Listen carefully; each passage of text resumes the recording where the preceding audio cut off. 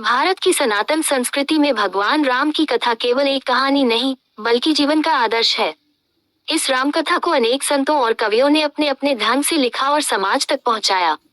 इन्हीं में एक अत्यंत लोकप्रिय और प्रभावशाली कृति है राधेश्याम रामायण, जिसके रचयिता महान कथावाचक और साहित्यकार पंडित राधेश्याम कथावाचक थे, जिनका असली नाम राधेश्याम उपाध्याय था। पंडित राधेश्याम कथावाचक ने रामकथा को केवल ग्रंथ तक सीमित नहीं रखा, बल्कि उसे जन जन की आवाज बना दिया। उन्होंने ऐसी सरल और प्रभावशाली हिंदी में रामायण लिखी कि गांव गांव का सामान्य व्यक्ति भी रामकथा को समझ सके और उससे प्रेरणा ले सके। यही कारण है कि उत्तर भारत की रामलीलाओं में आज भी उनके लिखे संवाद गूंजते हैं और दर्शकों के हृदय को भाव विभोर कर देते हैं।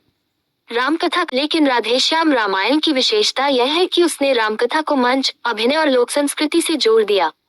राधेश्याम रामायण के संवादों में ऐसी ऊर्जा और प्रभाव है कि जब रामलीला के मंच से वे शब्द निकलते हैं, तो दर्शक केवल कथा नहीं सुनते, बल्कि उस युग को जीने लगते हैं।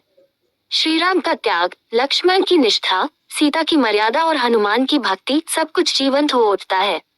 सच तो यह है कि रामचरितमानस ने भक्ति की गंगा बहाई और राधेश्याम रामायण ने उसी गंगा को जन जन के हृदय तक पहुंचा दिया।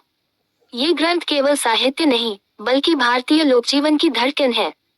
जब भी रामलीला के मंच पर रामकथा का संवाद गूंजता है, तो ऐसा लगता है जैसे इतिहास फिर से जीवित हो उठा हो। यही राधेश्याम रामायण की सबसे बड़ी शक्ति और महिमा है, राम के आदर्शों को समाज के हर वर्ग तक पहुंचाना।